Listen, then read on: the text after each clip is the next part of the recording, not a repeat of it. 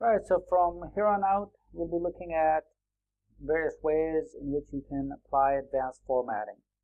You can how to design, format, and organize longer and more complex documents, such as reports, books, dissertations, and requests for proposals. So in particular, you'll be able to perform complex operations such as creating, managing document outlines, and so forth. But we'll begin by looking at how to apply advanced formatting. So for instance, this tutorial essentially tells you how to use wildcards in the find and replace searches.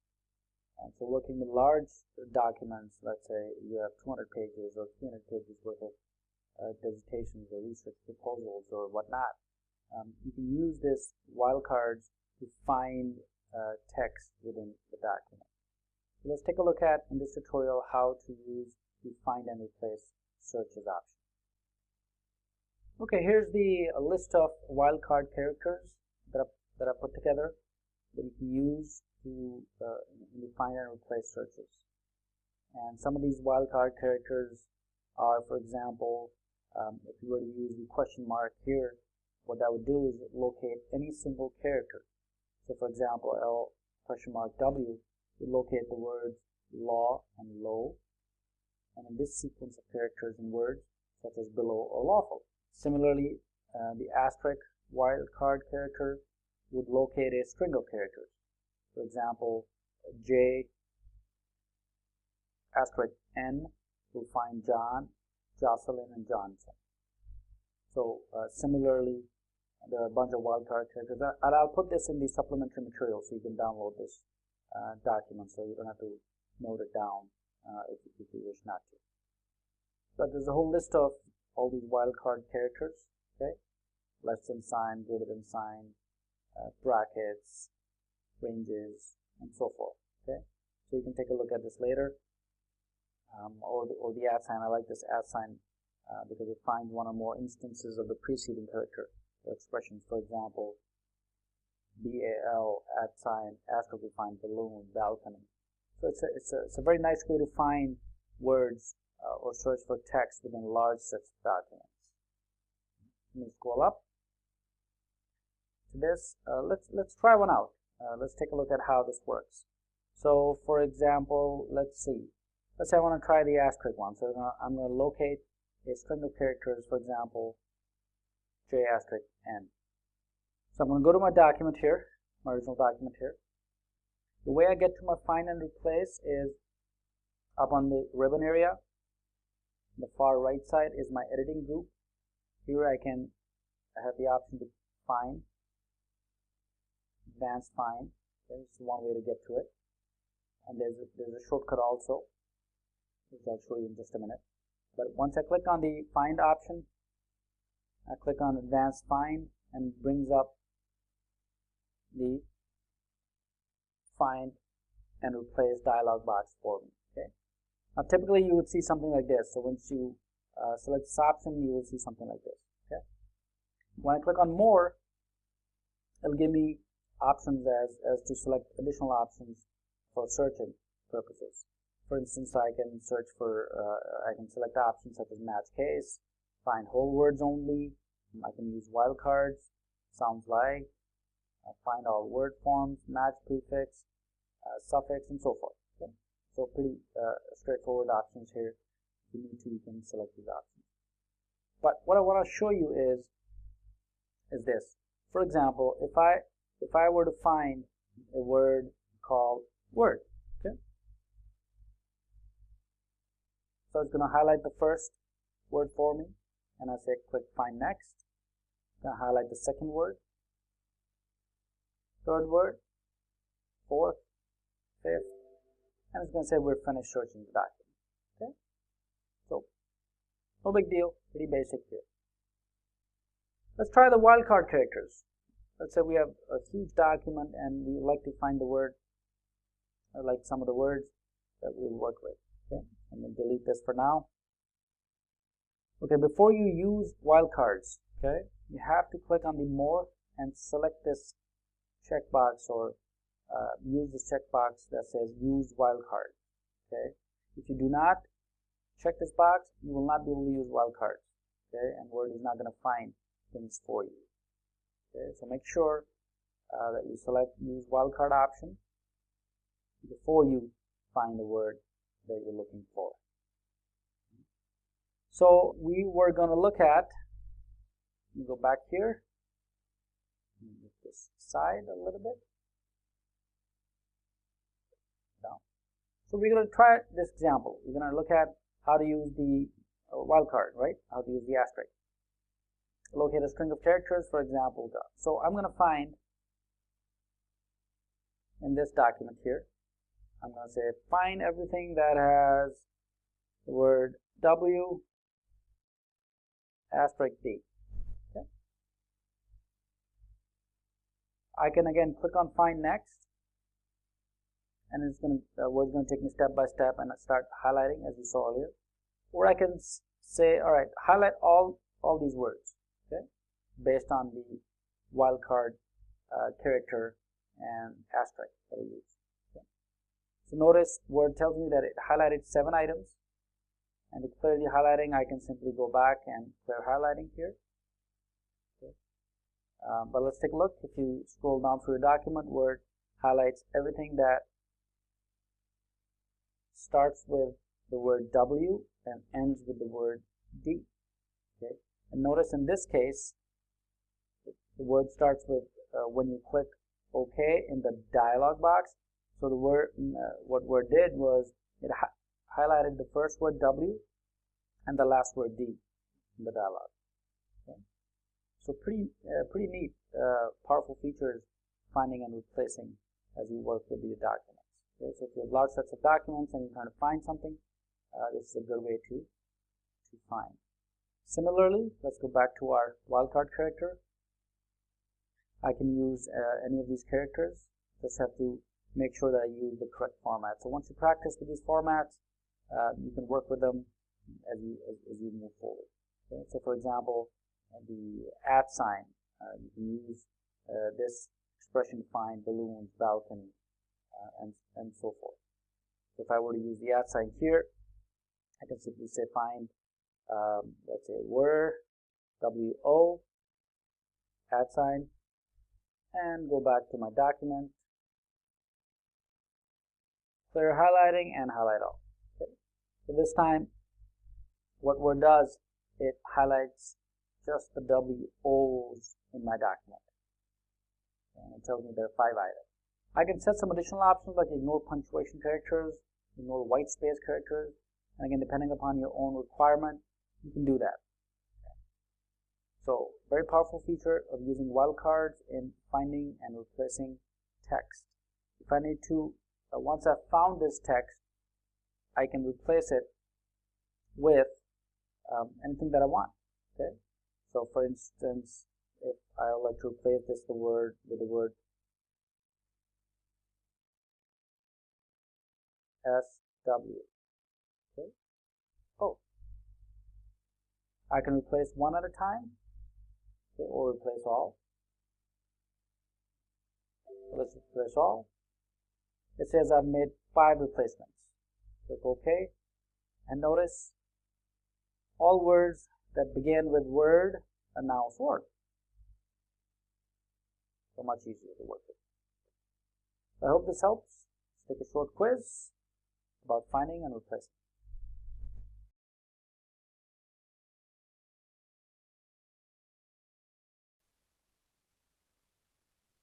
In this tutorial, we'll take a look at how to create custom fields and formats. Basically, fields in Word are used as placeholders for data that might change in a document.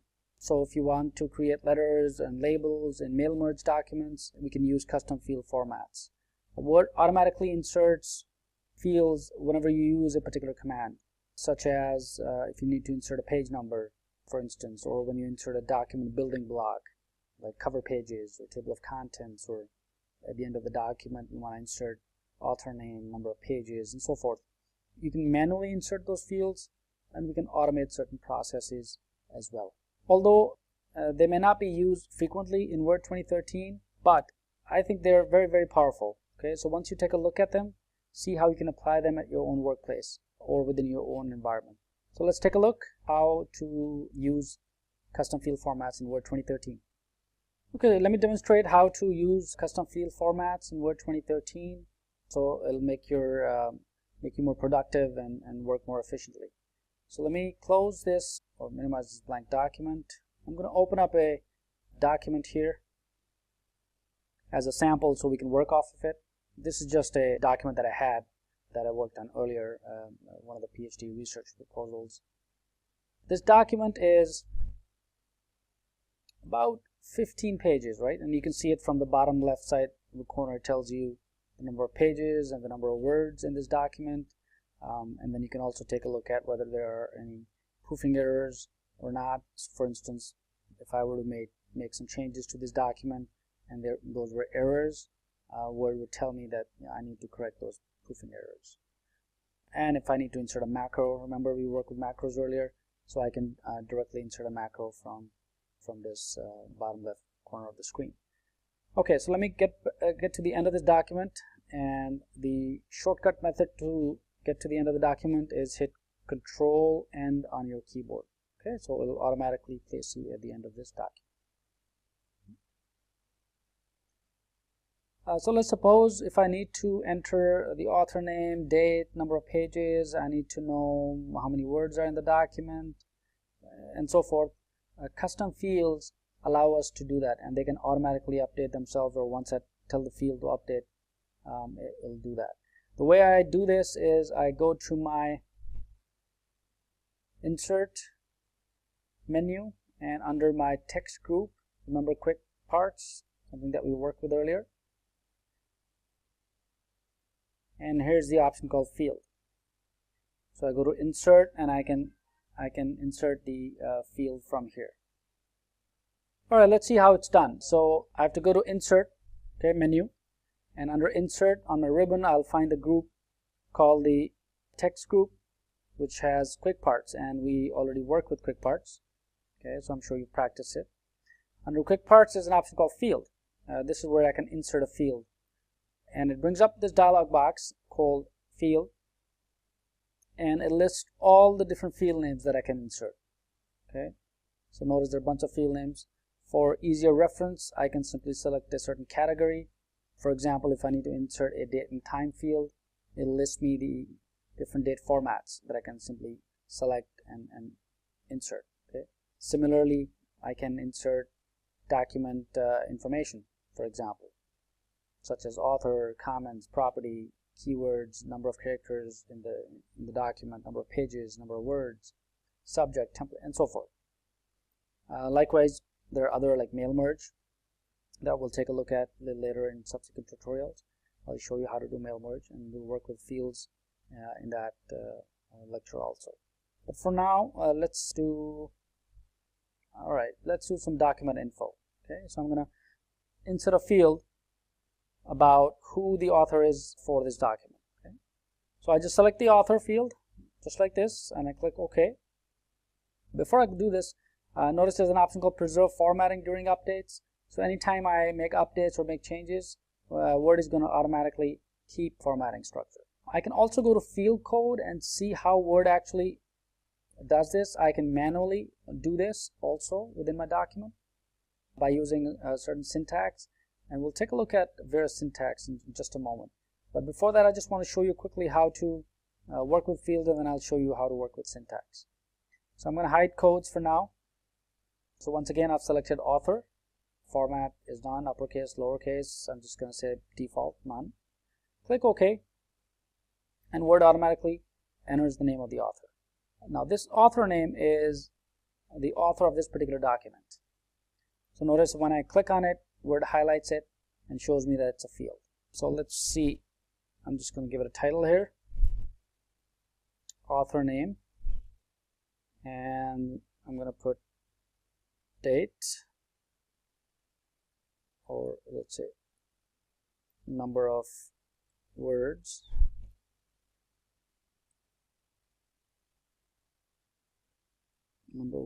here, and let me go back to my field, insert, right, quick parts, field.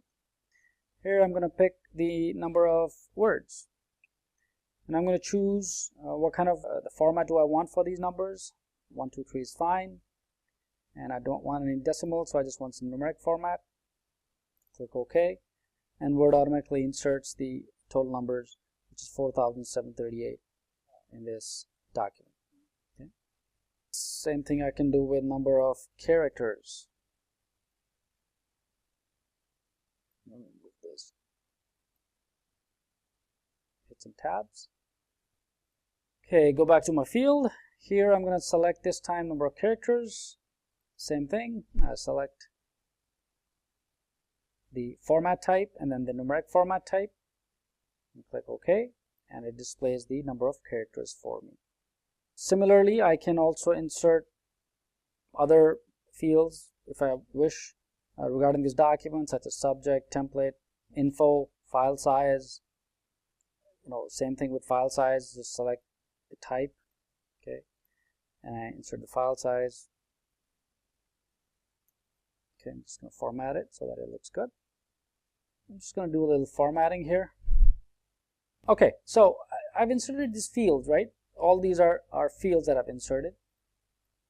A couple of ways I can update these fields. So, for example, if I make some changes to this document, for example, let's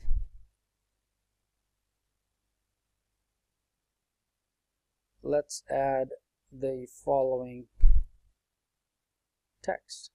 Now notice the number of words stay the same, they do not change, but on the bottom left side I see that the number have changed automatically. In order for me to update this field, I can either hit a keyboard shortcut, okay, which is F9 key on my keyboard, or I can right click and update field, and Word is going to say, alright, now there are 4,751 words, which matches the corresponding format down below. Okay. And same thing with number of characters. I can update the field, and it updates the characters as well. Alright, so we've seen how to insert custom field formats. This is a good way to work with if you want to update the document or you want to see working with various fields name. The benefit really here is that you have all these different kinds of fields that you can insert. Okay, so for example, you can even enter a formula if you need to, if you're doing some calculations, or you can bring up a ask dialog box where Word is going to prompt you to enter something.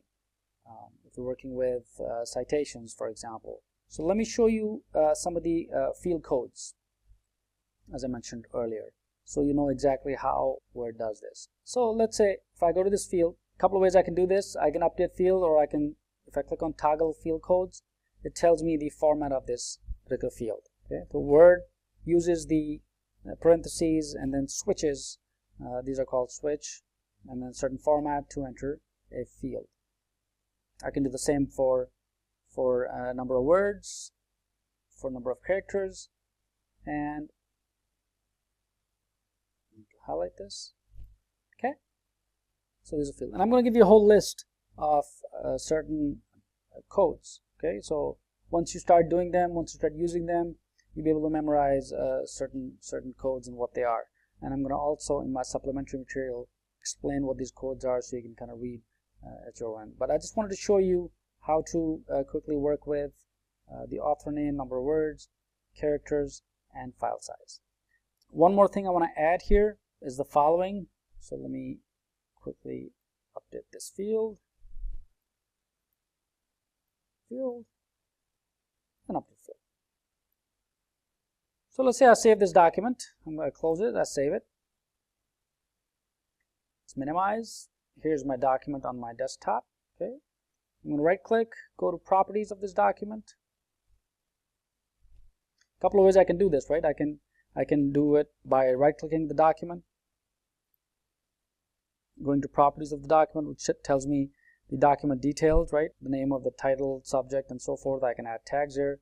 Essentially, here's the author. Let's say someone else is going to work on this document. So I'm going to say, all right, John is going to be working on this document also. Okay. So I click OK. Now if I open this document again and go back to where I was, here I right click and update the field, and boom, it's going to display author name as John also. Okay. So very handy way of working with custom field formats. One last quick thing I want to show you before we do the quiz is the fact that once you created these fields, we can save this setting as a quick part. Okay, so you can reuse them later, so you don't have to create the same fields for each document or sets of documents. So to create a quick part, you've seen this earlier also, but just a quick recap here, quick practice as well. You highlight the fields, go to the quick parts, and notice save selection to quick parts gallery. Okay, so all I have to do is just save the selection. Here I can enter the name of this building block that I want to give. So I'm going to say author info for my documents. Okay. And I'm going to save it in the quick parts gallery in the general category.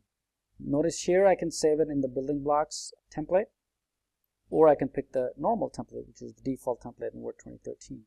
So if I pick normal, it's going to save this building block within every new document that I open off of the normal template. Okay, so very, very handy. And I can have it inserted as a content only in its own paragraph or in its own page. Since it's just for fields, I'm going to leave it as insert content only. Okay, so I'm going to click OK, and Word is going to save it. So if I open up a new document here, again the keyboard shortcut for opening a new document is Control key and then N. Okay, it will open up a new document for you. And let's see if I have this quick part now in my normal default template. Here it is. So once I do this, it inserts the author name form. Okay, notice how this time Word actually inserts a complete name instead of just the document name itself. The reason why is because I have not really saved this document yet, so Word doesn't know which names. So what it does, it automatically picks up my Microsoft Online account name and displays it here. So let me go back to changing it. So I go to File Options using my Backstage view, and here I've checked this option. I need to make sure that I've selected, or this box is checked. My username is just the first name. Okay. Once I click OK, now I have set my name as username. So let's see. Let's give it a shot. Open a new document here. Go back to my quick parts gallery here, and notice this time the Word has updated this field. And it shows you that there are 14 words, and you can count these words here, and number of characters, and the file size is 0 because I've not done anything. Okay. So minimize. Okay. So for example, if I need to, I'm just going to scroll up and copy some text. Copy this paragraph. Okay. And let me go back to our document here, which is our field document. I'm going to insert this paragraph. Notice Word updates the names. The same thing within this document where I have the new document. Here I need to update the fields. Same thing. I can always hit the keyboard shortcut. Remember, F9. So if I hit F9 key on my shortcut, it's going to update the fields for me. Same thing. And once I save it, it's going to give it the file size name also. Alright, so I hope this helps. Take a quiz.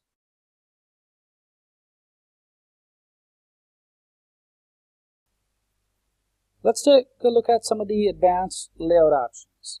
Very, very important, very handy, something that on a regular basis, we encounter some problems, we have some issues with how to set margins, section breaks, page breaks, specify columns, and so forth. So in this tutorial, I'll show you everything that you need to know about how to set up your document and how to design your document for a particular purpose.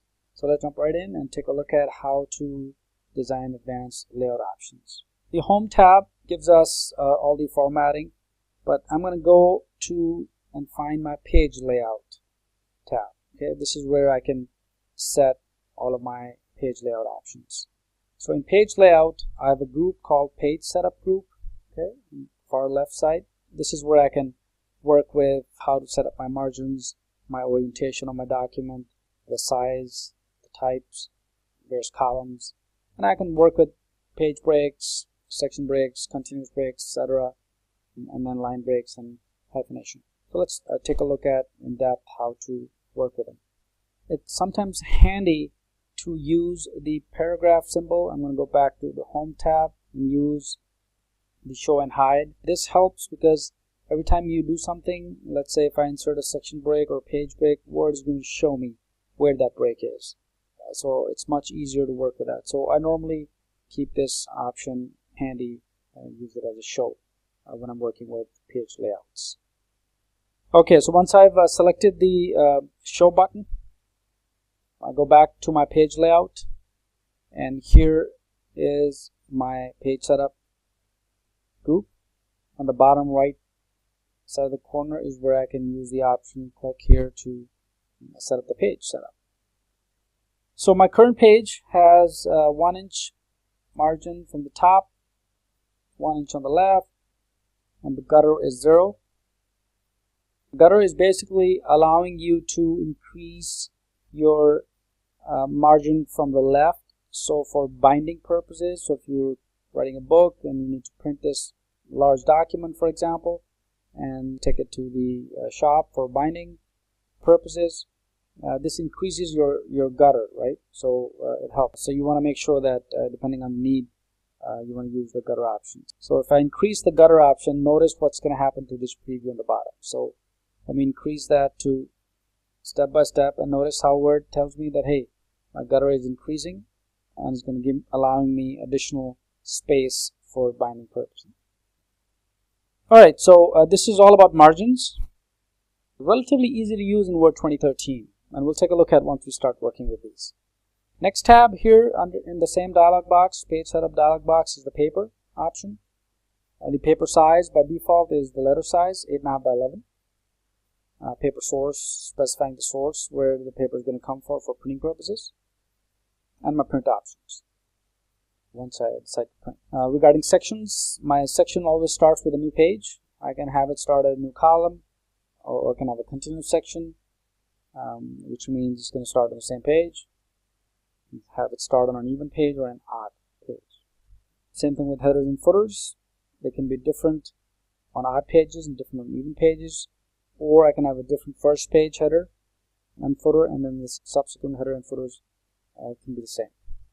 Vertical alignment, you can set that up to be center, top, justified, or bottom. And my headers and footers, I can increase the area, the size of the header to be 0.5 inch to 1 inch, depending on the type of document that I want to work with. Okay? And here again, I can apply to the whole document or this point forward. This feature is nice because you can apply any of these settings. You can set these settings and then apply to that point forward. Okay? So you don't have to worry about changing the entire document. And I can also add some simple line numbers if I want. I can add line numbering starting at 1, 2, whatever, depending on the type of document that I'm setting up. I could have it restart at each page, section, or have it a continuous line number. Borders, if I want, it displays my borders and shading dialog box. I can set borders, page border, or shading, okay, patterns, and so forth. So it just depends on how I'm setting up my document. So if I'm designing a brochure, for example, these options are handy. So let me close this or minimize this, and let me open up our document here, so we can take a look at how these things work. Alright, notice since I have this show option already highlighted, it shows me the page break, that there's a page break here, and if I hide it, I'm just going to see my regular document. Okay, so I'm not going to see anything else. So with show, I can take a look at exactly where these page breaks are, for instance, or my enter key is, or new paragraph is, and so forth. These dots represent spaces, right? So every time there's a space, you will see a dot that Word puts. And then at the end of the paragraph, if it's a new paragraph, it ends a symbol. So here's my document. Again, just the same document that we worked earlier on. And the arrow keys shows me that I hit the tab key. Okay? So it's just a tab key that I use. And I remove the tab key if I need to. Okay? Notice how this is sort of like not aligned properly. Quick way is to just go up here on my ruler and drag it to the left, and I can use the top indent, and then I can drag the. Okay. So very easy to use with Microsoft Word. Same thing here. Here I have a table. I notice my table width. It shows me the width of the table, and I can always resize the table if I need to increase the size of the table and so forth. Alright, page setup. Going back to our page layout, here's an option called hyphenation. When a word runs out of room, what it does, it normally moves it down. But what if I am interested in hyphenating? Okay, so for example, this text, this paragraph here that you see seems like it's justified. So let's see, if I go home, and notice here's the justification, so it's full justified. And let me make it left align. Go back to my page layout, and notice how the text is now left justified. Okay, this was pretty basic. I can intro to Word things. I can work with hyphenation. I can have either an automatic hyphenation or a manual hyphenation. With hyphenation, I can have a couple of options here: none, automatic, or manually set these options. So if I say automatic, notice what Word does. It creates a hyphen at the end of every word wherever it thinks the word breaks. Okay? So for example, the word global enterprises here contains a hyphen after enter, and then hyphen, and then price. Okay? Same thing with modern management. Manage, hyphen, and then the rest of it to complete the word. I can also set these options to be manual. Okay, once I set it up to be manual, Word takes me to the first word and asks me how do I want this word to be hyphenated. Okay, so if I say, let's say, I would like this word to be called businesses, and Word hyphenates the word the way it's seen here. If I say no, Word is going to leave that not hyphenated. So I can manually take a look at how words hyphenate things. So if I keep saying no, it's going to jump to the next one. If I say yes, it's going to retain this, and then no, and so forth. So you can manually do that also. So this is simple hyphenation. Some options here: hyphenate words in caps. I can have this option checked if I'm looking for words, hyphenate words that start with all capital letters. Or I can set it up to be automatically hyphenate a document, or manually. So it just depends on how you want to work with this. Alright, let's work with some breaks here. Okay, let's say if I'm end of this is a pretty large paragraph and I want to divide this into two. So I place my cursor where I want the break to be. I can have either a page break, and what this is going to do is going to create a new page. So it's going to take this text from here and it's going to start a new page with this text. I can have a column break, which simply takes the text and following the column break will begin in the next column. Okay? Since I'm not working with columns here, I'm working with plain document, my research document. The other option is text wrapping. It's similar to if I have an object or a picture. Here I can set it up so that it wraps around the picture. Okay? So these are my page breaks. These are not section breaks, these are page breaks. A couple ways I can do this. Next page, in other words, if I were to create a section break here, it's going to insert a section break and start a new page. Okay, start a new section on the new page. Continuous means it's going to keep this first paragraph and insert a break and then continue with the second paragraph. Okay, so I'm looking for the continuous break. The other option is I can have a section break on even pages or section breaks on odd pages. So depending on how you want to set up your document. So I'm going to insert a continuous break here, and notice how Word simply places a section break, and now I have two paragraphs beginning on this section. I could have just hit enter, which would do the same thing, But breaks, using section breaks is much better because it allows you to format your document accordingly. And you can work with it, especially when you're working with layouts or quick parts or building blocks, content controls, when multiple individuals are working with it. So working with section break is easier. Okay. So same thing, go up to page layout, go to breaks, and then insert a section. Let me scroll down here. Here, I'll show you how to insert a section break that starts on a new page. So I do this, and it starts on a new page. And up here, it shows me that there's a section break. So everything that I do here, it goes to the next page. Okay, so I have a section break on the next page. I can type. Let's add some text, and my break goes on the bottom, and so forth. Okay, so it doesn't allow me to not do some editing. In fact, I can do whatever I want with this document as I work with it. So section break is just breaking the document into various sections. So let's take a look at some of the other break options. Pretty straightforward. If I insert a page break here, I want to start this particular heading from a new page. All I have to do is just go page break, and it inserts a page break for me. So it's much easier. And it takes me to the next page. So I can just formatting here, and then I have a new heading and page.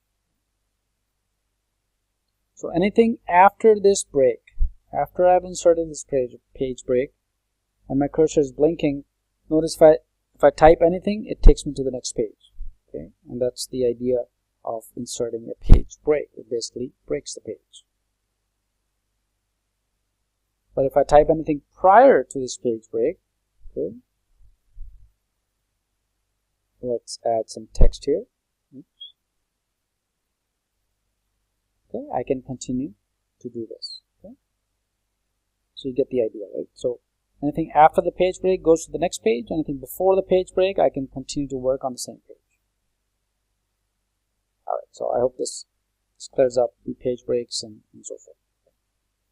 Line numbers are great. This option right here within my page setup group, I can set up line numbers, show up to be continuous line numbers. So it's going to start with 1, 2, and number each line. So if you're working with large documents, since I started at this point, Word started numbering at this point forward. Okay, so let me undo this and then start from the bottom, and then do a couple of times, bring back my original document here, so I can show you how to work with the line numbering.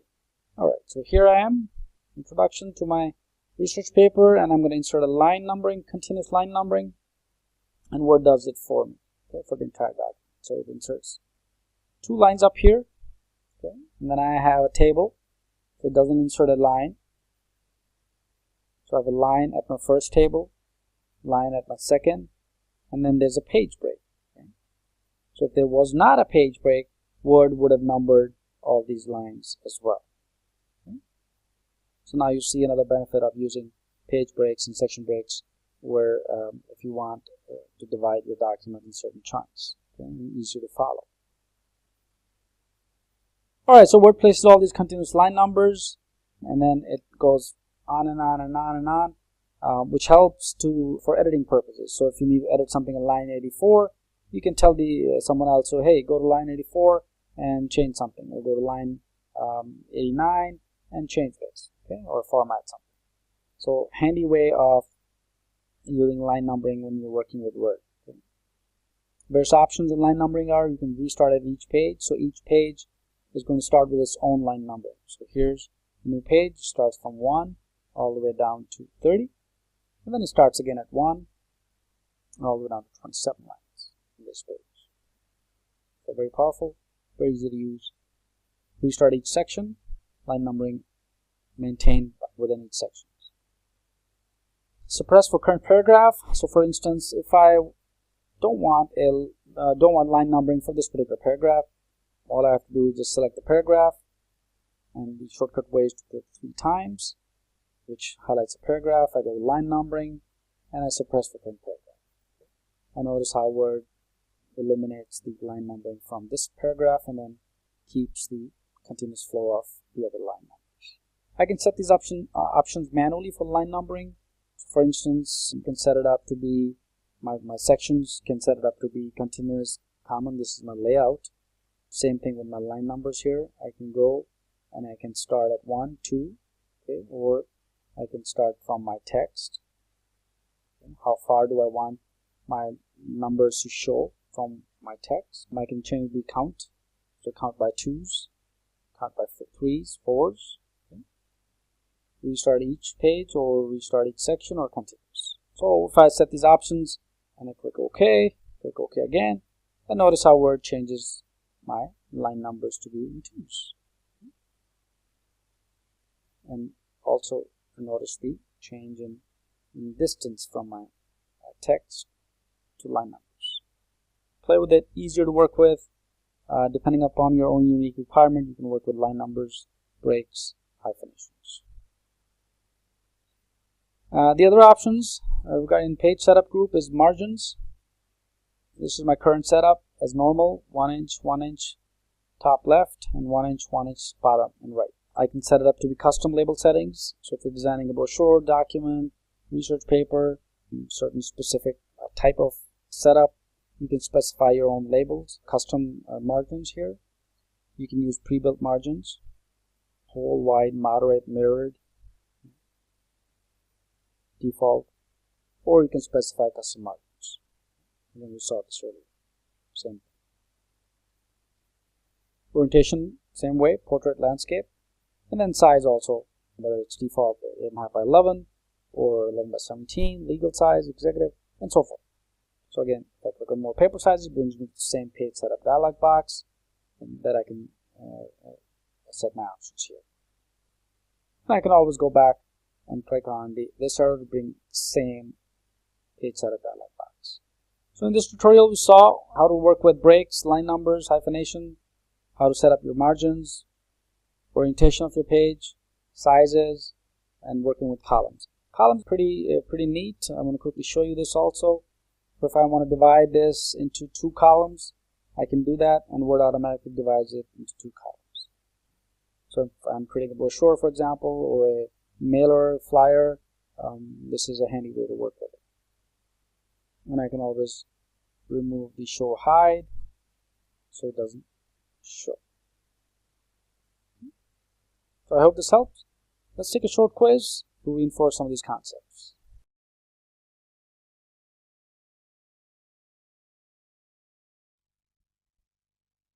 We'll look at how to work with the advanced character attributes, spacing options, working with fonts when you're working with Word. So in this tutorial, I'll show you how to work with fonts, and if you're involved in designing documents or working with brochures, flyers, any of the graphics aspects, tutorial is helpful in understanding what fonts are and how Word use some attribute features.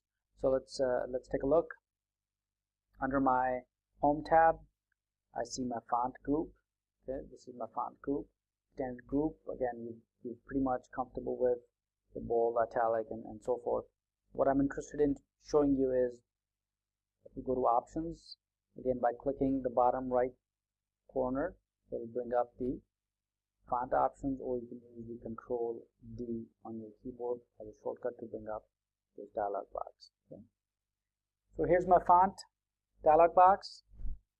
Here's my type of font, my font style, my size, color, underline, okay, effects, pretty straightforward. I can go to advanced. Here is what I want to talk about. Right now, the character spacing is set to be 100. My spacing is normal. I can increase or decrease the size. Notice how if I decrease it, the spacing is condensed. By default, it's 1 point. So if I select the condensed, notice it's 0.1 point. Okay.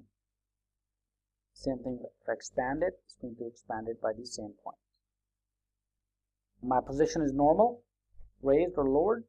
Okay. Again, by 3 points, and notice how I can see the preview. So whatever option I work with here, Word shows me the preview as to what's going to happen with my font here. Okay. If I choose lower, then it's going to place it a little lower by 3 points, and I can increase or decrease and notice how it changes. I can set the option for kerning for fonts. This is used by advanced graphic designers where large fonts, you can identify and see the kerning of those large fonts. You can set this option to be at a minimum of 11 point and above to be used for fonts, or 24 point and above depending on the medium. You don't really see this happening. If I set this option to be anything, you don't really see any visible change in the document, since kerning involves just very minutely working with some of the font letters, large letters. Okay. OpenType features is ligatures. I can set standard, contextual, historical, discretionary, or all. These are basically just combining two letters. So if I have CT and CD, or CD and CE,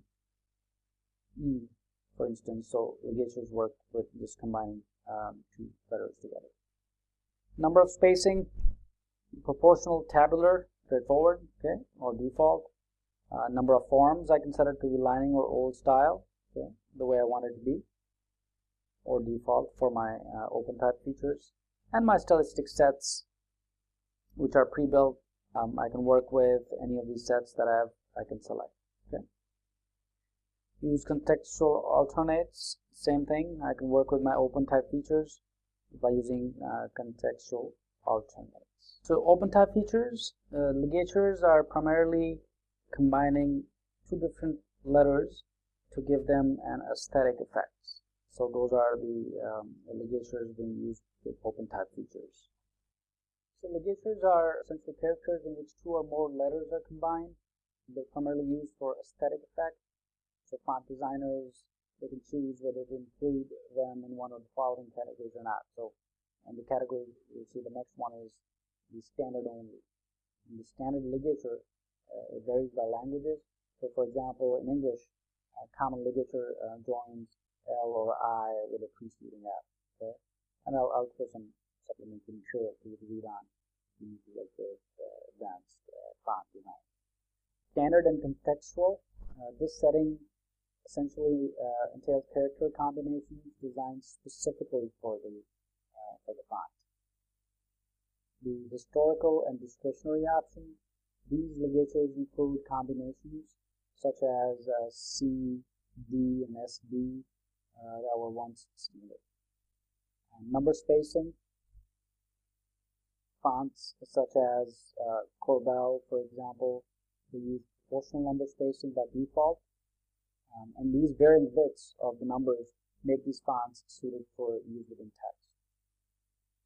Other fonts like Calibri or Cambria, for example, so it just depends on the type of font that you use or you intend to use. You need to be able to make sure which type of font does what or serves what purpose. Next option is number forms. The numerical characters that use the typical old style vary in height and often use numbers appear in text because they easily align with the mix of upper and lowercase characters.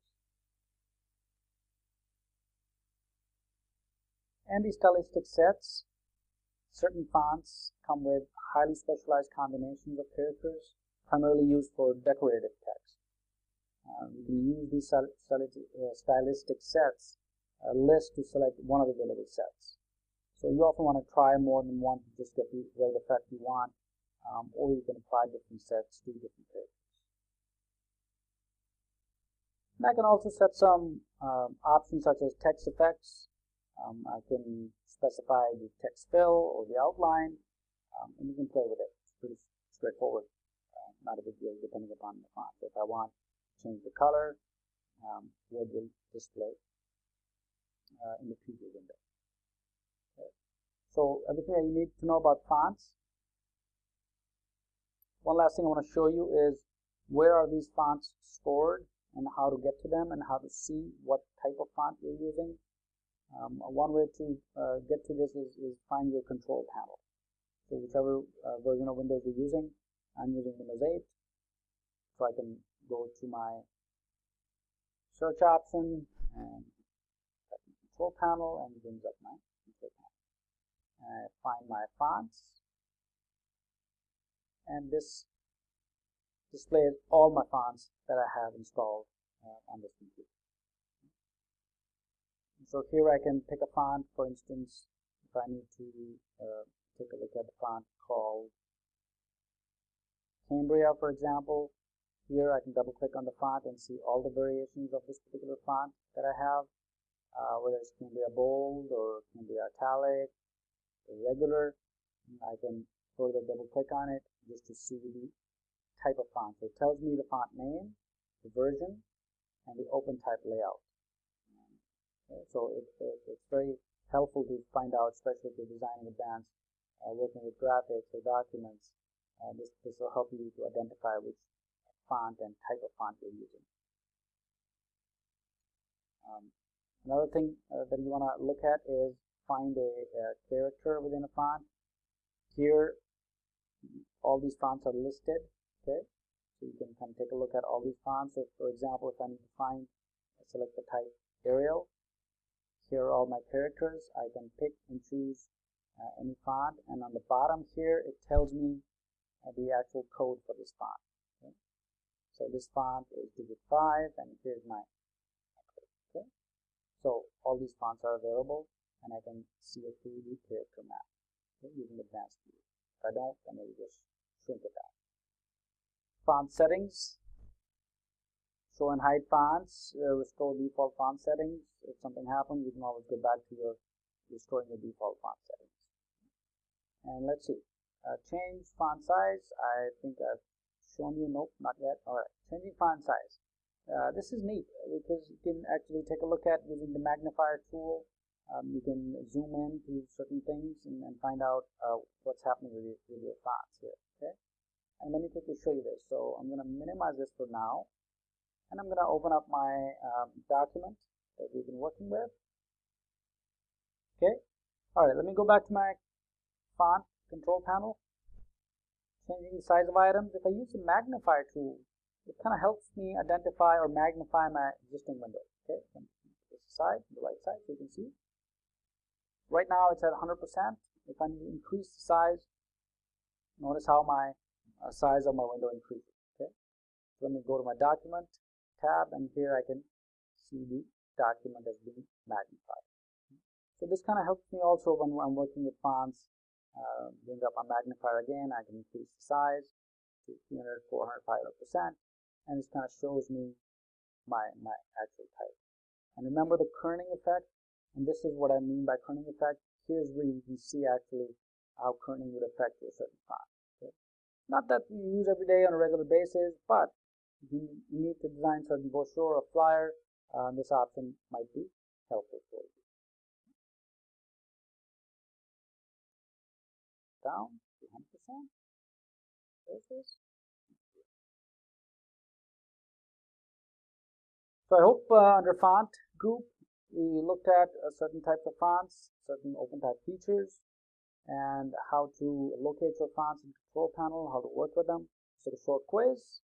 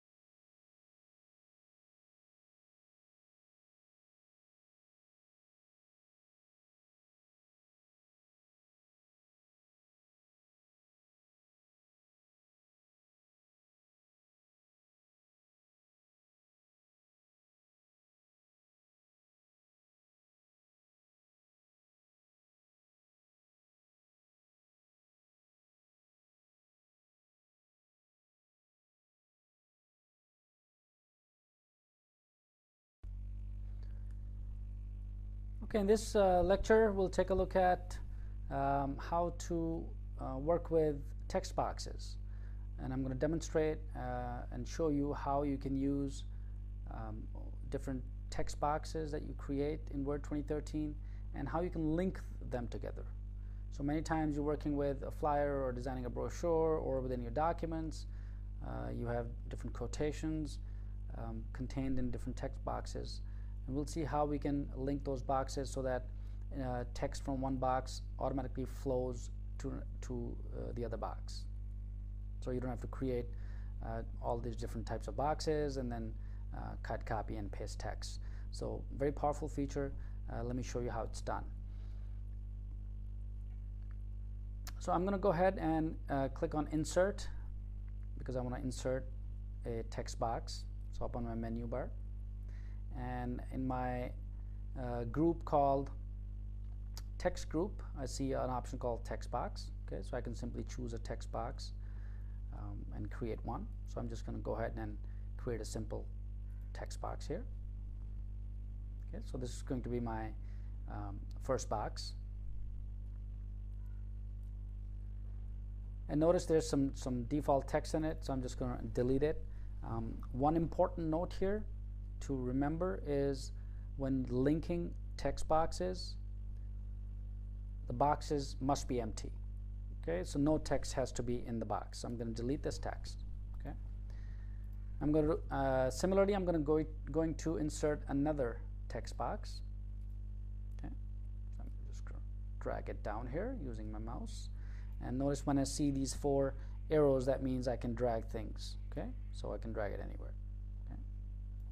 Same thing, I'm going to highlight the text, delete it. Alright, so I have 2 text boxes. Okay,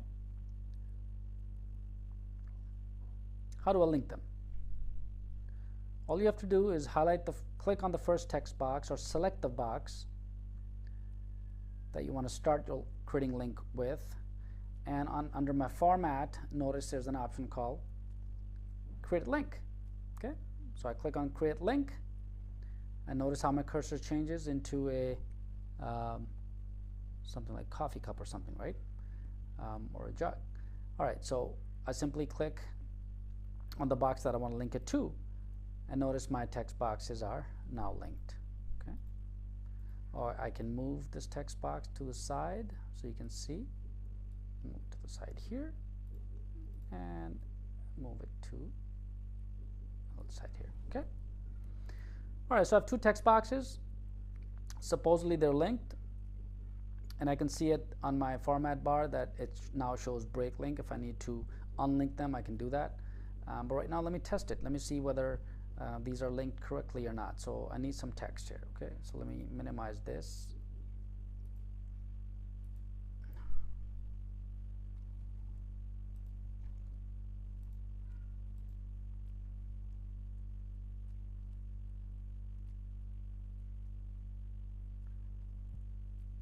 And notice on my group here, text group, it says break link, which means I can unlink these text boxes that are linked together.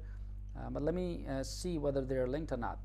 Theoretically, they're linked, but let me find some text. So I'm going to run to my document here, some sample text that I need. Okay, let's scroll down, select some text. All right, let's select this paragraph. Okay, so I Control C, which is mean Control Copy from my keyboard shortcut. Go back to my text boxes, and if I hit paste, okay, notice how it pastes the text boxes, my text, entire text in those boxes. Now obviously I don't see the entire text because these boxes are small, and I need to enlarge their sizes so I'd be able to see more text. Okay, so I can do that here, and notice how the text automatically is now linked. Okay, I can do some formatting here, simple, to make it easier. Okay, since the text is justified, I can highlight the whole text, which is Control A on my keyboard. Okay, and I can go home and left justify, align left. or I can hit the Control L, which is the short keyboard key. Okay, so here's my text. So whatever I do with this text, these boxes are linked. Okay, so if I were to delete the first part, automatically the text from the bottom box moves to the top, so they remain in sync. Okay, so a good way to link these boxes together. And to unlink, same thing. You highlight the first text box. You go to your formatting, which is where here up here. Okay, and then you simply click break link, and the link will break. Okay, what if you were to create links to additional text boxes? Okay, so let's say I want to create another text box, and I want to link box number 2 here, the bottom box here, with that. Okay, so go to insert, insert a text box here. I'm just going to grab it down here, place it here so you can see. Move this a little. Increase the size of this box, and remember, this box has to be empty if it needs to be linked. Okay, so I'm going to highlight the box that I'm going to link from, create link, and now my boxes are linked. Okay, so I have now 3 boxes that are linked together, and they would serve the purpose as to follow my text. So whatever I do changes in these texts or graphics or whatever I have, these boxes are now linked. Another neat feature is, for instance, if I need to do some background color fill, okay, I can do that. I can do other formattings as I want. Undo this. I can also highlight the box and give some shape effects and so forth. So those are standard things that you can play with as you work on. But importantly, you want to be able to know how to link these boxes and how to unlink them. Let me quickly show you how to unlink. So you select the first box, and you simply say break link, and link breaks. Okay. Now all my font is within this particular box. So I hope this helped. Practice. Any questions, let me know, and let's take a short quiz.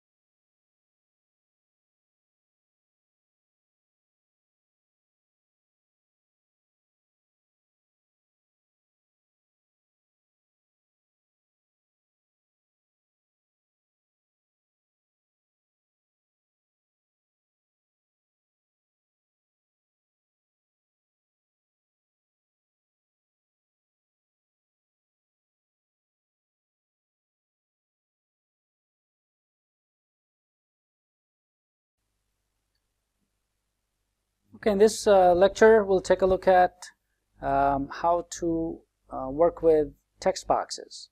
And I'm going to demonstrate and show you how you can use different text boxes that you create in Word 2013 and how you can link them together. So many times you're working with a flyer or designing a brochure, or within your documents, you have different quotations contained in different text boxes. And we'll see how we can link those boxes so that text from one box automatically flows to the other box. So you don't have to create all these different types of boxes and then cut, copy, and paste text. So very powerful feature. Let me show you how it's done.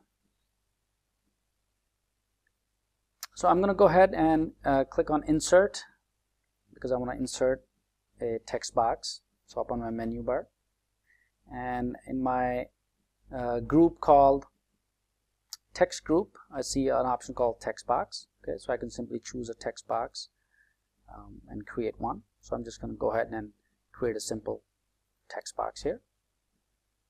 Okay, so this is going to be my first box. And notice there's some default text in it, so I'm just going to delete it. One important note here to remember is when linking text boxes, the boxes must be empty. Okay, so no text has to be in the box. So I'm going to delete this text. Okay, I'm going to similarly I'm going to insert another text box. Okay, just drag it down here using my mouse, and notice when I see these 4 arrows, that means I can drag things. Okay, so I can drag it anywhere. Okay. Same thing, I'm going to highlight the text, delete it. All right, so I have 2 text boxes. Okay, how do I link them? All you have to do is click on the first text box, or select the box that you want to start creating link with, and under my format, notice there's an option called create link. Okay, so I click on create link, and notice how my cursor changes into a something like coffee cup or something, right? Or a jug. All right, so I simply click on the box that I want to link it to, and notice my text boxes are now linked. Okay. Or I can move this text box to the side so you can see. Move to the side here, and move it to the side here. Okay. All right, so I have 2 text boxes. Supposedly they're linked, and I can see it on my format bar that it now shows break link. If I need to unlink them, I can do that. But right now, let me test it. Let me see whether these are linked correctly or not. So I need some text here. Okay, so let me minimize this.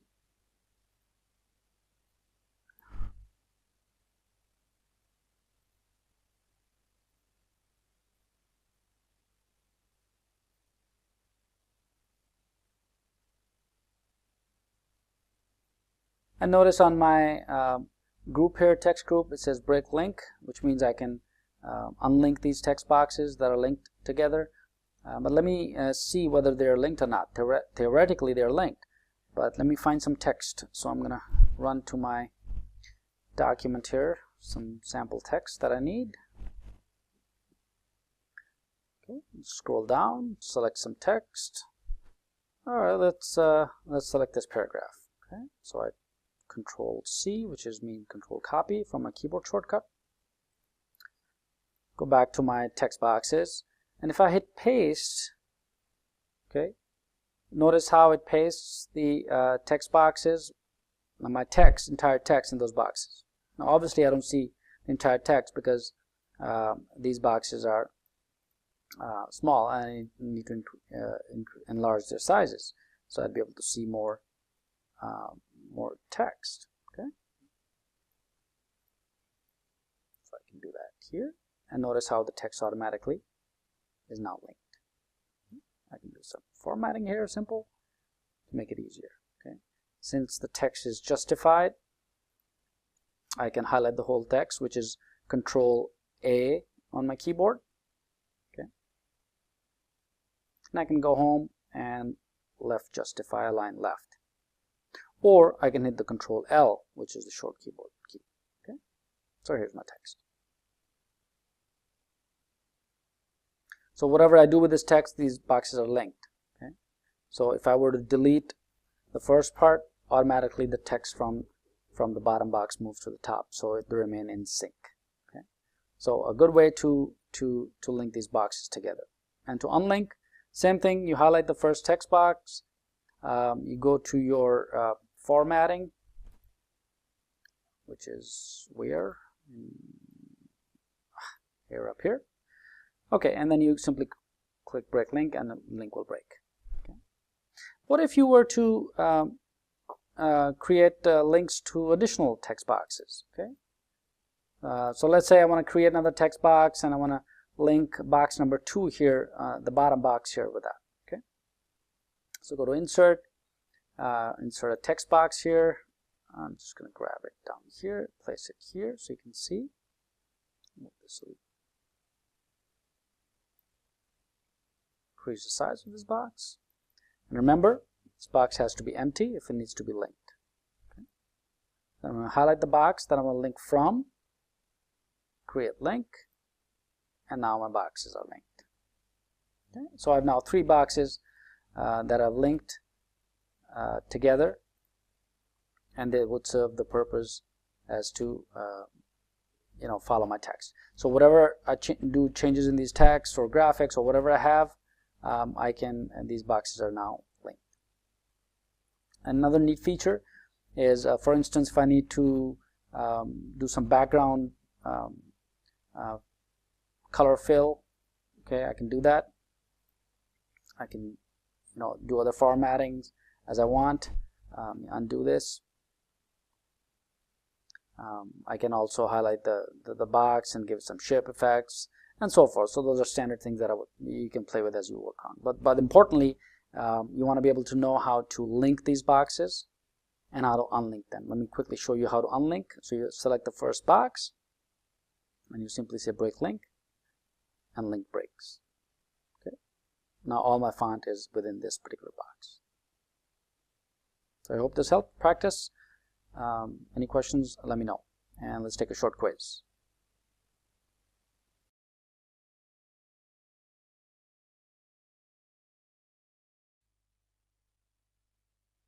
Okay, in this lecture, we'll take a look at how to work with text boxes.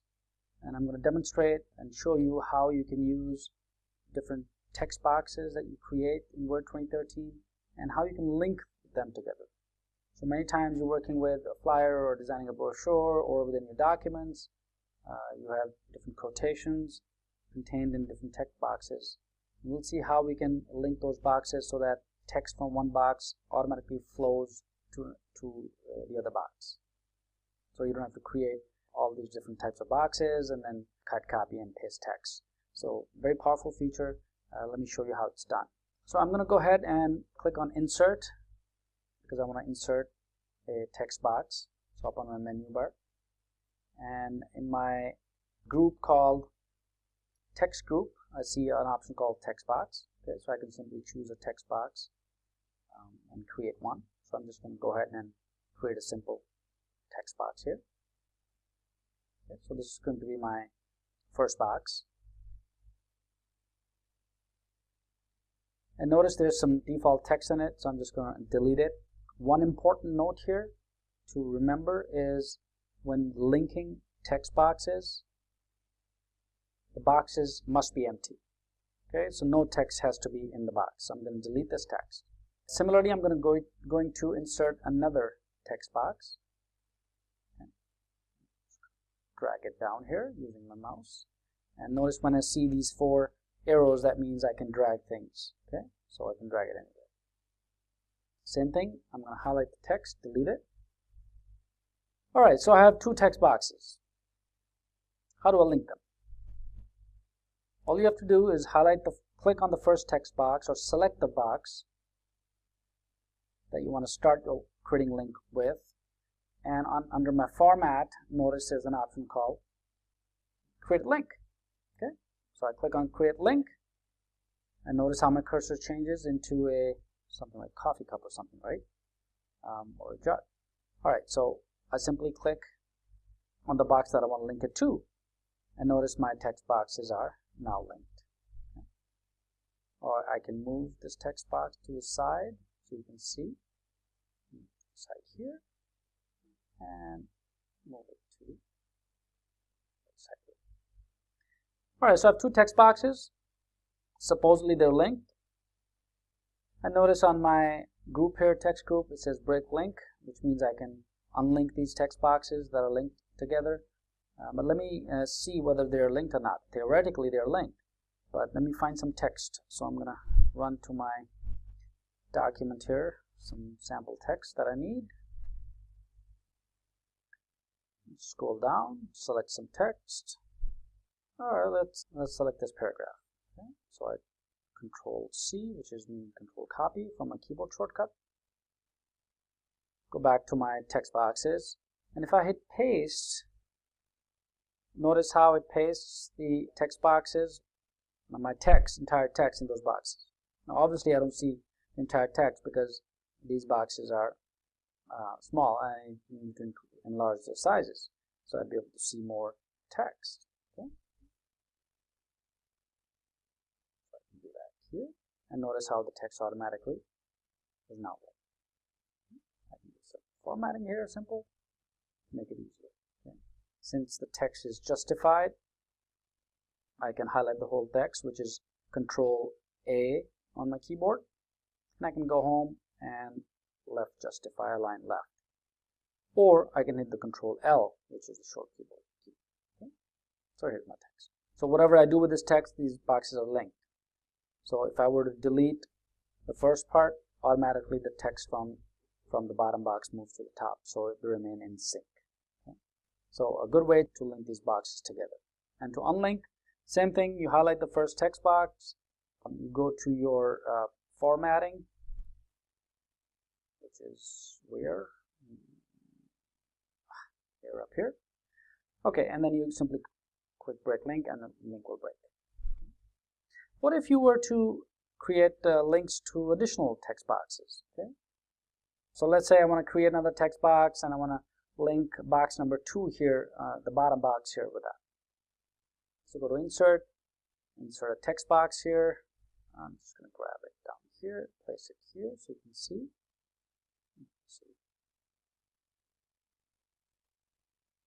Increase the size of this box. Remember, this box has to be empty if it needs to be linked. I'm going to highlight the box that I'm going to link from, create link, and now my boxes are linked.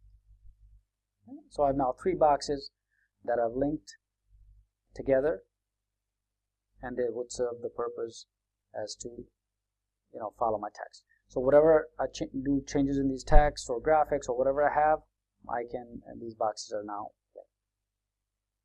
Another neat feature is, for instance, if I need to do some background color fill, okay, I can do that. I can do other formattings as I want. Undo this. I can also highlight the box and give some shape effects and so forth. So those are standard things that you can play with as you work on. But importantly, you want to be able to know how to link these boxes and how to unlink them. Let me quickly show you how to unlink. So you select the first box and you simply say break link, and link breaks. Now all my font is within this particular box. So I hope this helped practice, and let's take a short quiz.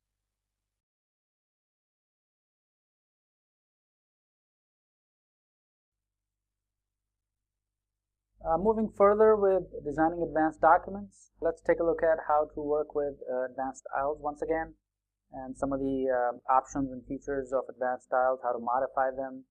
I'll show you a couple of other areas that might be helpful, and we'll also take a look at how to view your documents. So let's begin.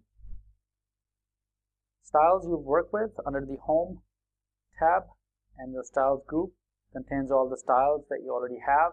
I noticed this style that we created earlier in our previous tutorial, which is just simple formatted borders and so forth. So in order to modify the style, we already know that you can go to the bottom right corner, or you can use the keyboard shortcut Alt Control Shift and S, and that will give you this style box. And we've worked with this before, and we've worked with the options and how to modify them. So a couple of ways you can modify style. One way is to go this way and then click on Manage Styles, and it brings up the Manage Style dialog box, and here you can click on the new style, or you can select any of the styles and click Modify, which brings up the Modify Style dialog box. Here you can set all the options for whichever type of style you want. Okay. The shortcut way is to simply pick a style on your style within the Styles group, and let's say if you wish to change this style, just right click and click Modify, and it brings up the same dialog box called Modify Style. So here we have the style that we created in our earlier exercises and tutorial. I showed you how to do that. You can edit it, you can modify it. So I'm going to modify this style quickly. I'm going to change the font, let's say the Calibri, size 12. I'm going to do some formatting. I'm going to remove the borders. I'm going to go to border, none, click OK, and I'm OK. Notice how it seems like it's like a quotation, like block quote. I'm going to remove that. I'm going to make it plain text. So I'm going to go back to my paragraph options, and I'm going to reduce the left and right indentation. I'll put them to 0. And notice under preview area, I can see exactly what's happening to my text.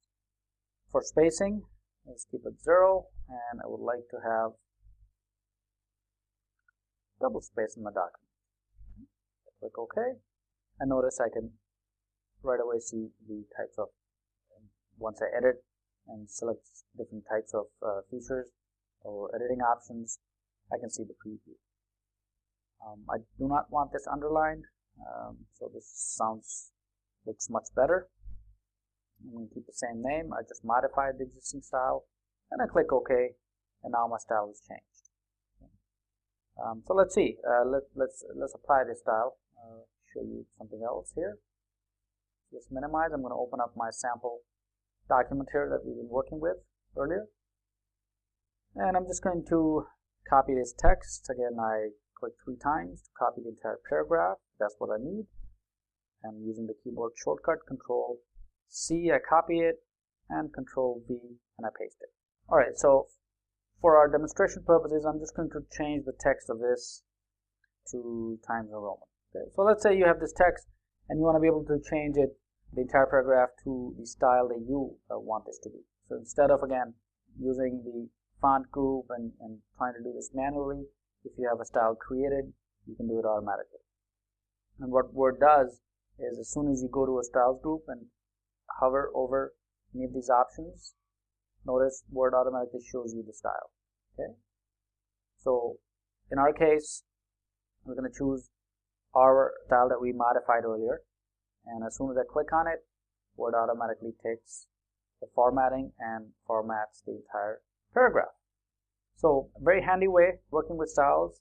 Though we normally maybe we don't use styles much, but I think they're very, very powerful. So get used to them, practice, create your own styles, modify them, and work with them. One more thing I want to show you here, which is we haven't seen this earlier, is under View. Okay. So under View tab, we have options to either view our document as read mode, print layout, web layout, outline, or draft. So various ways you can see the options here. And the same options are at least read, print, and web layout are also available on the bottom right corner. Okay, read, print, and web layout. The only 2 options that are not available are the outline and draft. And we'll take a look at what draft is for now, and I will show you outline in the next upcoming tutorials. What draft does, this view allows you to only see text within your document. So if you have a lot of images and tables and whatnot in a large document, it sometimes makes editing very cumbersome. So you would like to see just the text so you can edit easily. Okay. So for instance, let me insert a graphic here to demonstrate. So I'm just going to go up to my Insert tab, and I'm going to insert a picture here. Okay, let's see. I'm just going to pick this one and click Insert. So just going to resize it.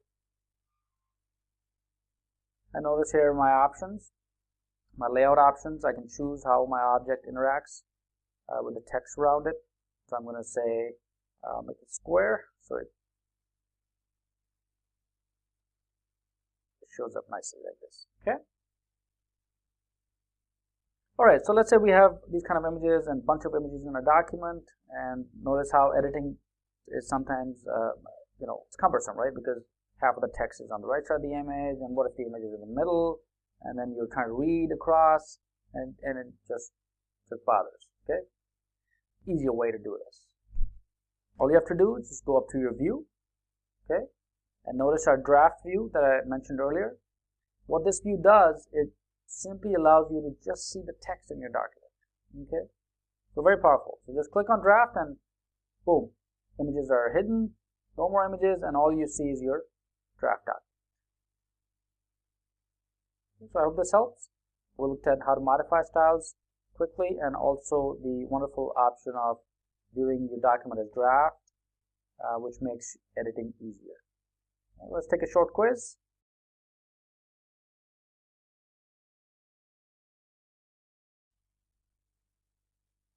All right, lecture 19 is working more with styles. Okay, so I'm going to show you a couple of more shortcuts and tips, and very handy features that allow you to work with styles. So instead of going up on the styles group and trying to locate the styles, we will also work with how to create shortcuts, for example keyboard shortcuts, and I'll demonstrate how to assign keyboard shortcuts when you're working with styles. Very helpful, especially when working with large documents with different paragraph formatting. If you know a couple of shortcuts, or you can assign shortcuts for yourself for your own specific styles, it works pretty nicely. So I'm going to go ahead and open up the style, manage styles dialog box. Here I can again pick a style and modify it or create a new style, whichever way I would like to do this. So in this case, I'm going to just create a new style, for example. I'm just going to show you this quickly. I'm going to give it a name. I can call it, let's say, my style research. Okay, I just picked the name. Okay, so I'm going to create a new style here. Use some of the formatting here. I'm just going to pick certain types of formatting. Now notice under format. Okay, before I get into the keyboard shortcuts, I want to show you this quickly where we talk about different types and styles of paragraph. Okay, I did mention this earlier, but I want to reiterate this by letting you know that the style type, I can again create a style based on if it's a table. That's pretty straightforward. You can see it in the preview. That's all right. But I want to talk about the character and linked paragraph formatting. Okay, these are the two types that when you work with creating styles, what are they and what do we mean by when we say working with character? Okay, so the style type here are basically paragraph, character, linked, table, and list. Okay, a linked style is a special case. So whenever you select a linked style, Word 2013 applies the character formatting defined in that style. Okay, so such as format, font color, for example, but not inline spacing. Okay, so the only thing it does not do is does not define the inline spacing or the style's full definition, depending on what is selected in the document. So when one or more words are selected, selecting a linked style applies the style's character formatting. Okay, so that's important to remember. Okay, before I talk about the keyboard shortcuts and how to assign keyboard shortcuts to a style, let me highlight these style types here quickly one more time. I did that in previous tutorial, but I want to highlight this again. The types of styles are paragraph, character, linked, table, or list. A linked style is a special case. So, for example, when you select a linked style, Word automatically applies the character formatting defined in the style. For example, font color. What it does not do, it does not link the line spacing or the style's full definition, depending on what is selected in the document. So when one or more words are selected, selecting a linked style applies the style's character formatting, and text that isn't selected is not changed and keeps the current paragraph formatting. Okay, so if you select the paragraph, for example, or place the insertion point within the paragraph, a linked style applies both the character and paragraph formatting defined in the style. Okay, so I just wanted to highlight this before I continue on with the keyboard shortcuts. All right, with that out of the way, what I did was I created a new style. I called it My Style Research. I can have it as paragraph, and here is where I can assign a keyboard shortcut key. Okay, so under format, shortcut key, it's going to assign it to this style name, and I'm going to select a couple of keys on my shortcut on my keyboard to see whether they're available or not. For example, if I hold my control key on the keyboard and control K, notice Word tells me that this is already assigned to insert hyperlink. Okay, so I don't want this. How about control D? Well, that's also been assigned. And that's a real challenge. In Word, most of these keyboard keys are already assigned to all these shortcuts. So really, I have to say good luck to you finding the key. So I'm going to try a couple of more keys. We can also use combinations of Control Shift. So for example, Control Shift Y. There's an unassigned key, okay, that I found. So I can use the Control Shift Y and assign this keyboard shortcut to My Style Research. Similarly, you can test fiddle with the keyboard and see what keys are available. Okay. So I'm going to use the Control Shift Y, and I'm going to click Assign, and click Close, and OK. All right, so I need some text here, right, to check this out. So I'm going to minimize this, open up my sample document here, scroll down, just going to highlight this, select the paragraph, paste it. All right, so let's say I want to apply the style that I've created. Many ways I can do this. I've shown you this already. A couple of ways I can ensure that I can apply the style that I've just created. On keyboard, I can use the keyboard shortcut key, or I can use the style group. Keyboard shortcut key is Control, Shift, and S. And what that does, it brings up a dialog box that says, which style do I want to apply? So my style is called My Style Research. Notice Word automatically fills it as soon as I type the letter M on my keyboard. And I can apply the style, and my style is applied. So quick way to work with applying styles and assigning a keyboard shortcut key. Now I've assigned a keyboard shortcut key, Control, Shift, and Y. So I'm going to undo this. And notice if I hit Control, Shift, and Y, my style is also applied. And again, we can do the formatting here, or depending on the style's formatting, it would apply the style. So very quick way to do this, and you can assign your own keyboard shortcut keys. The other way to apply styles is from the styles group. So you can click on pick a style, and you can say apply styles, and it brings up the same dialog box for you. So here you can apply, reapply the style, apply the style, and so forth.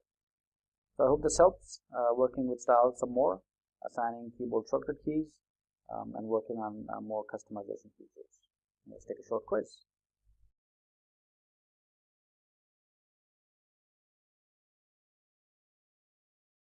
All right, lecture 20 is about applying advanced ordering and grouping. In other words, we'll take a look at how to work with master documents, and more specifically how to work with outlining. Okay, very, very powerful feature in Word 2013, and you probably don't use it on a regular basis, but I think once you get the hang of this, it'll save you a lot of time in cases where you have large sets of documents. So what is an outline? An outline is basically just a hierarchical structure that you can use to organize long documents, reports, presentations, and research papers, and so forth. In Word 2013, there are certain built-in headings and styles. For example, heading 1, 2, 3, all the way through 9. You can organize an outline using these headings. And an outline does not need to include levels for each heading style. For instance, headings are assigned to level that reflect their position in the hierarchy.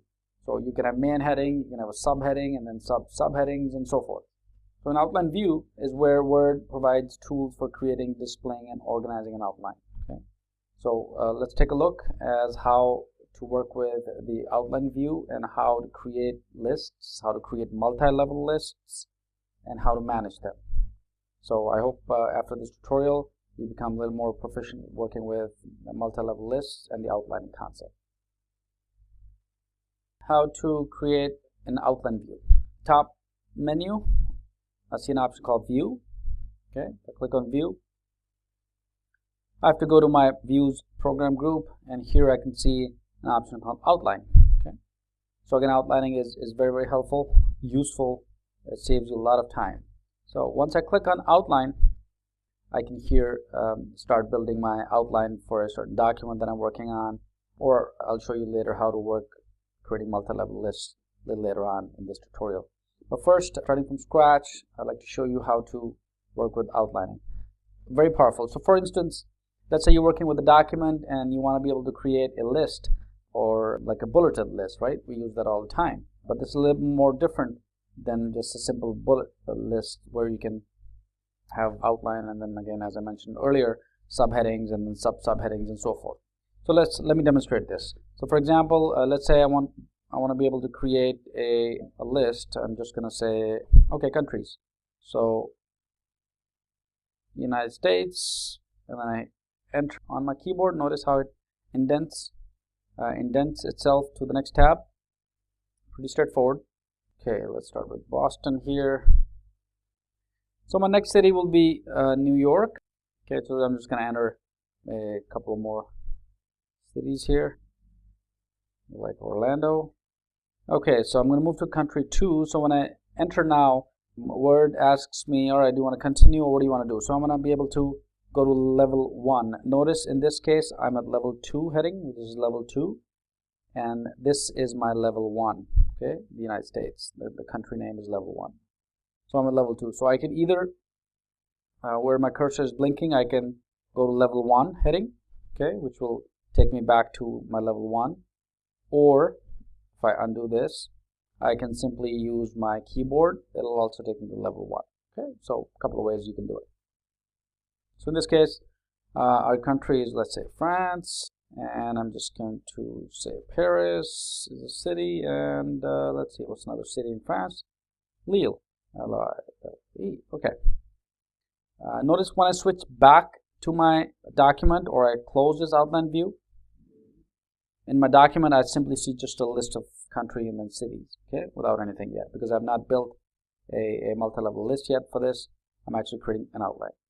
So I'm going to go back to my outline view, outline. 9 levels, up to 9 levels. You probably won't get there, but maybe level 5, 6, depending on how deep of a list you're building. Okay. But once I've built this list, I've demonstrated this how to create an outline. I can do a couple of good things here, a couple of powerful features here. Show document. Once I click on show document, what it does, it brings up another couple of options for me. For example, I can create a sub-document or I can insert a document. So for example, in this list, go to my next line and I go to my first level heading. Let's say I want to be able to insert a document. What this option does is inserts an existing document, a different document, okay, if you will, within this particular document. Okay, so I can browse my computer, and let's say here's my research proposal that we've been working on as a sample document. I'm just going to select this, click open. Now notice I get a message saying the styles exist in both the sub-document you're adding, which is this, the name of the document, and the master document. And the master document is the one that we're working with. Okay, so this is we're building a master document, and within this master document, we are now inserting a sub-document called HRM Research Proposal. So would you like to rename the style in the sub-document? Since this sub-document contains different styles, so Word just clarifies this, right? You want to keep the styles of the original styles of the HRM Research Proposal document, or do you wish to change them? So I'm going to say, would you like to rename the style in the sub? I'm going to say no to all. So it's just going to go ahead and enter my sub-document. So let me scroll up so we can see how it looks like. Okay, there it is. So I have my list. I've created an outline that I've shown you how to do that. And then I've also demonstrated how to insert a sub-document within this master document. If I double click, it locks it and then it opens the document for me to view. So here's my research document, that again, the same document that we've been working with. But it allows me to see it and it opens up this document. Okay, so let me close this, get back to our master document. So I've just inserted a sub document within my master. Okay, and here now I have an option. I can unlink this, which removes the sub document, or I can lock the document. So once I lock a sub document, so any future changes they aren't propagated to the sub document, so it sticks to this. Okay. Similarly, I can insert a document. I can insert a new sub document. So if I need to create another document, I can also do that, or I can create a new one, right? So I can create a new sub document. Now notice you cannot embed a sub document within body text. It must be embedded after a heading. Otherwise, Word does not allow you to do that. Okay, so whenever you create a sub document, it has to be after a heading. Okay? And we have to ensure that you're expanding sub documents. Whenever you do that, it's turned off before you use this feature. Okay. Let me close this outline view so we can actually see how it looks like. Here's again my list so far, my outline, and notice my document is appended below. Okay. Now, this is a fairly large document, about 17 pages, right? Something like this. What if you need to work with paragraphs and change the positioning of these paragraphs? Normally, you do the cut, copy, paste operation. You will cut them from here. You go to the next place, and then you paste them, and so forth, right? What if you have 200 pages? Then it's really cumbersome. So let me go back to my outline view here, and notice how Word creates an outline for all the headings within my sub document that I inserted. Okay, so for example, here's my first heading, here's my second paragraph, second heading, my third, and then so forth. Okay, and Word also lists each paragraph and gives it a sort of like a bullet point, right? Like an outline view. This is very, very handy. So for instance, if I let's say if I need to move this paragraph, and I like to be able to move it as my first paragraph.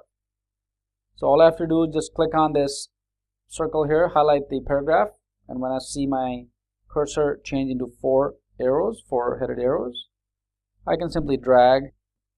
So all I have to do is just drag and drop, and my paragraph is moved. Okay. So see how quick and easy it is, right? Moving paragraphs in outline view versus trying to do it in a regular large document. Okay. So very, very handy feature. We can collapse and expand these also if need be. So for example, let me scroll up here. I can collapse. Okay, let me go to my heading here. Okay, double click on my intro. I can collapse the heading. I can double click again, and it will display the text. So same thing here. Okay, in the globalization, I have a couple of sub paragraphs, so it expands and collapses. And I can work with it by various levels here up on the menu bar. Again, I'm just showing you the shortcuts, a quick way to work with your outline views. Okay. And same thing with here. I can collapse the headings from outline view, and so forth. Okay. So I hope this helps. This kind of tells you how to work with outline view and working with master documents, and then inserting sub documents, or you can create your own documents as well. Before I end, I want to show you also how to create multi-level lists, as I promised, right, earlier in this, before we began this tutorial. So let me go back to my outline view.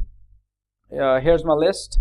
All I have to do is pretty straightforward, really, just highlight my list, or I can just go back up on my paragraph group. Here's my multi-level list. I can select my own, or I can create my own. So first I'm going to show you how to insert a pre-built style, right? So there's a list library. I can select the one that I'm looking for. So I'm looking for 1A. I'm looking for, I inserted the current list, which will show me the first level heading as 1, second level heading as lowercase a, and then third level heading as Roman numeral I. Okay. So all I need to do is go to place my cursor next to Boston, and it will insert based on my list. It's going to use that. Same thing is going to do with New York, and I can continue this with Austin and Orlando, and same thing with Paris and then Lille. Okay. Now there's a third list also. So for example, there's a after New York, I want to be able to make sure that I have another city perhaps. I can do that. Do this. Okay, I can show you. So here's my list.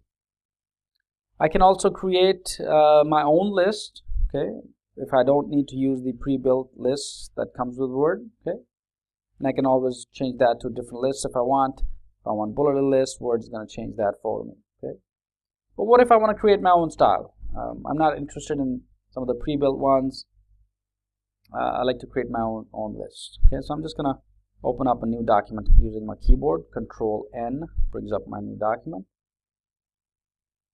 And here I'm going to create my own list. Okay, so you go up to your multi-level list in the paragraphs group, okay, in the home tab.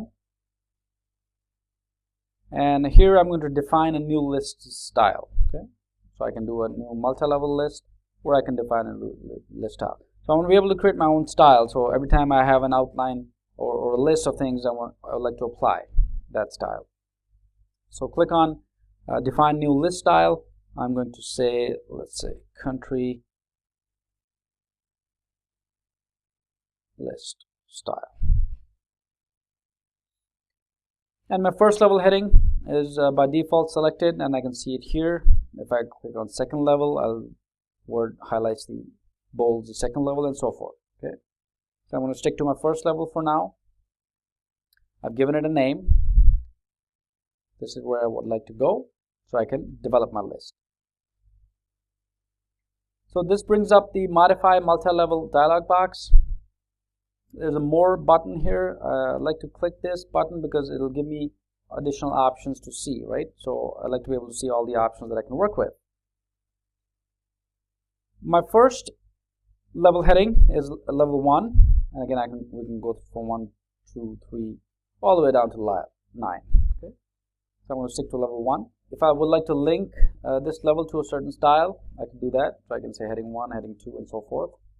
I'm just going to say normal, which is fine. And the number of formats, enter the number, and enter formatting for number, and then number style for this level. Okay, so I can either change the font if I need to, caps, bold, whatever, or I can change the number. So if I don't want this multi-level list to start with 1, I can say capital letters A, B, C. So since I'm building a country list, so why not use A for country A, and then B for country B, and so forth. Also notice the A here is highlighted, okay, and this is because it's a custom field. Okay, so you do not want to delete this. Okay, so it's like a custom field that we looked at in earlier tutorials, right? How to insert a custom field in Word. So these are all custom fields. Okay?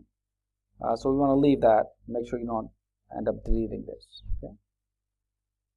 So let me go to my level 2, which is again linking to my normal style here. This is going to be my city as lowercase a. I can change it to different options here, or bunch of options that Word gives me. I can even use a bullet picture if I want to. And level 3 is my normal style again, and the number style format is, you can pick any. Say, let's stick to the Roman numeral I. Okay.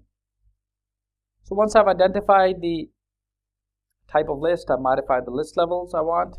I click OK,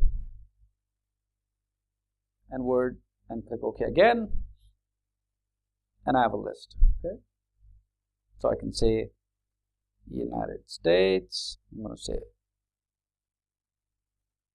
okay, so I was in Chicago for a while. So let's say Chicago, and then so I'm going to say Northbrook, and so forth. And notice if I enter, it'll take me back to my first level. Okay. Same thing with France, Paris. I've developed my own list here. Okay. Since I've created a style, notice in my styles group, I can always bring that up. I can go to manage styles, and if I would like to be able to see my country list style, and here's my country list style listed in the styles group. Okay. And we've worked enough with styles, so I'm sure you're pretty comfortable with working with style sets and styles and how to modify, create, and manage them. Okay. So I'm not going to go over the styles concepts again. My country style list that I've created, I can modify it if I want to. I can delete it, and so forth. So we took a look at how to create a master document, how to embed a subdocument, insert a subdocument within the master. We also looked at how to create an outline in the outline view, and then how to work with multi-level lists, how to create your own, how to create styles based on multi-level lists. Okay. So let's take a short quiz.